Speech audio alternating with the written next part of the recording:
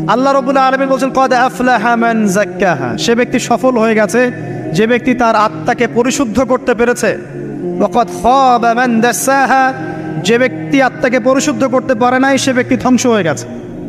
কিভাবে পরিশুদ্ধ করবেন? তিনটা হাদিস আপনাকে আগে শোনাই। এক, আল্লাহ রাব্বুল আলামিনের হাবিব মুহাম্মদ সাল্লাল্লাহু আলাইহি ওয়াসাল্লাম দরুদ পড়েন, বলেন সাল্লাল্লাহু আলাইহি ওয়াসাল্লাম। তিনি বলছেন যে আল্লাহর এমন কিছু বান্দা আছে যারা জান্নাতে প্রবেশ করবে যাদের অন্তরটা হবে পাখির মতো নরম। কার মতো? পাখির মতো। একটা হাদিস শুনলেন।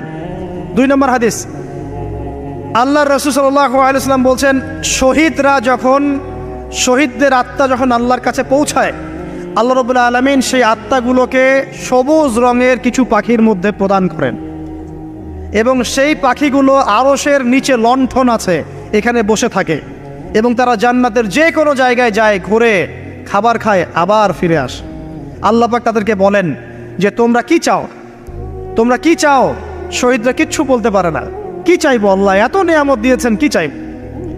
যখন আল্লাহ বারংবার প্রশ্ন করতে থাকেন তোমরা কি আর কিছু চাও, তোমরা কি আর কিছু চাও, তোমরা কি আর কিছু চাও, তখন শহীদরা শেষে বুঝে যে আমাদের কিছু না কিছু তো বলতে হবে এখন।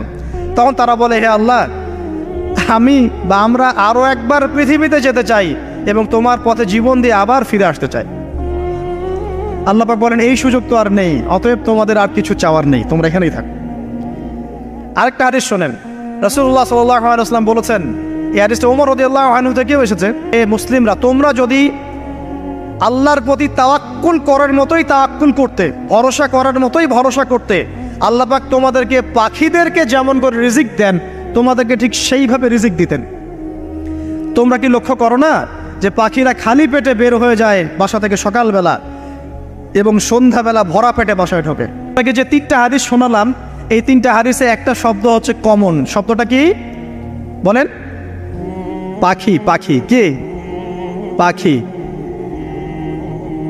আল্লাহ রাব্বুল আলামিন পাখিদের কাছ থেকে আমাদেরকে শিখতে বলছেন এবং বলছেন যে পাখিদের মনটা হয় খুব নরম, খুব সফট এবং তারা আল্লাহর প্রতি তাওয়াক্কুল করে পূর্ণ মাত্রায়।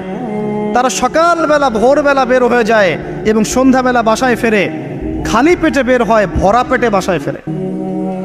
এবং আল্লাহ পাক সবচেয়ে সম্মানিত মৌত যেটা শহীদের মৌত, সেই শহীদদের আত্মাকে আল্লাহ পাক পাখির রূপ দিবেন। তাহলে পাখিটার বিষয়ে একটা ফোকাস করার দরকার আছে না? আচ্ছা, এখানে আসেন। পাখির মন হচ্ছে নরম, মানে পাখির মনটা তাসকিয়া, আত্মশুদ্ধিতে পরিপূর্ণ। কদ আফলাহা মান যাক্কাহা, সে ব্যক্তি সফল হলো যার হৃদয়টা পবিত্র, নিষ্পাপ, নিষ্কলুষিত হলো, সে ব্যক্তি সফল হবে ইনশাআল্লাহ। একটা কাজ এখানে খেয়াল করেন, পাখিরা সকালবেলা ভোরবেলা বের হয় আর সন্ধ্যাবেলা বাসায় ফেরে। এখনকার মুসলিমদেরকে দেখবেন দুপুরবেলা